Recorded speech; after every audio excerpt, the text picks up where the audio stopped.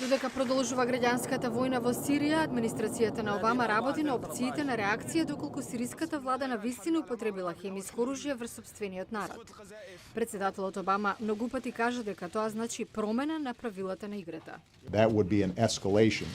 Тоа би било ескалација во однос на заканата за меѓународната заедница, а тоа значи други опции што би земале предвид.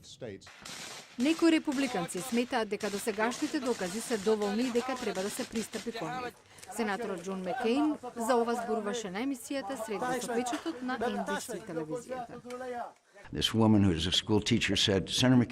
Една жена учителка ми рече: "Сенаторе, ги гледате овие деца. Тие ќе се одмаздат на оние кои одбиваат да им помогнат. Тие се лути и огорчени. Тоа може да трае долго време ако не им помогнеме." Но дури Маккейн не е за распоредување трупи. Аналитичарот Майкл О'Ханлон е од Брукингс институцијата. I think the administration will be obliged to do something.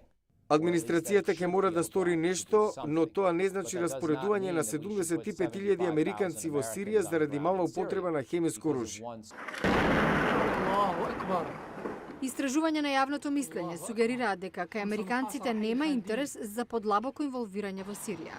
Джим Аркедис од Институтот за прогресивна политика вака тоа го сумира. As the Obama team shapes its legacy on foreign policy, Додека Обама работи на тоа, пошто ќе биде запаметен во надворешната политика, има други начини да се биде активен во меѓународната заедница, без испраќање трупи, и мислам дека ова е моментот кога треба да сме поагресивни во промовирање на улогата на Америка во странство.